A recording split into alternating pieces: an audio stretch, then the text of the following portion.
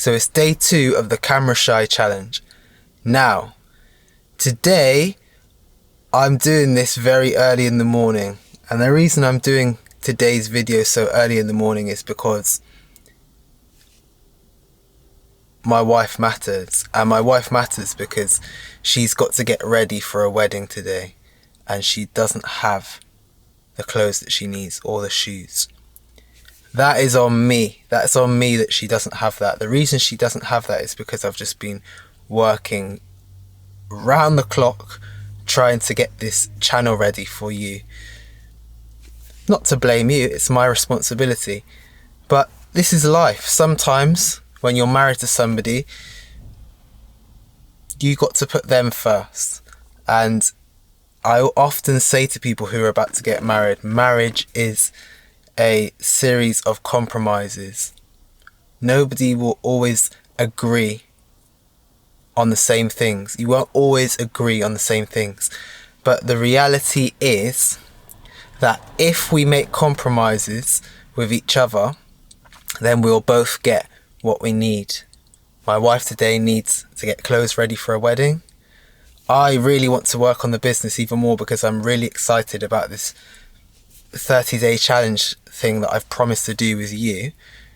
But she comes first. When I made a promise before God, I made it that I would put her first. I said that I would put her first, and that's how it has to be. I have to put her first.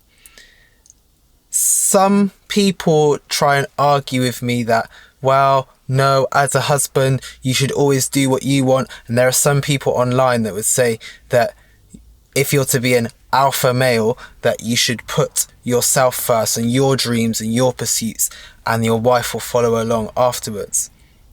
That's not what I truly believe. I mean, yes, a man should lead his family, but he should not do it at the expense of making concessions for his wife. A man who does that at the expense of making concessions for his wife is a man doomed to end up being divorced, or at least having a marriage that is failing. That is not what God calls me to. God calls me to have a happy, fruitful and successful marriage in his eyes, not as the world sees it, not in the eyes of the world.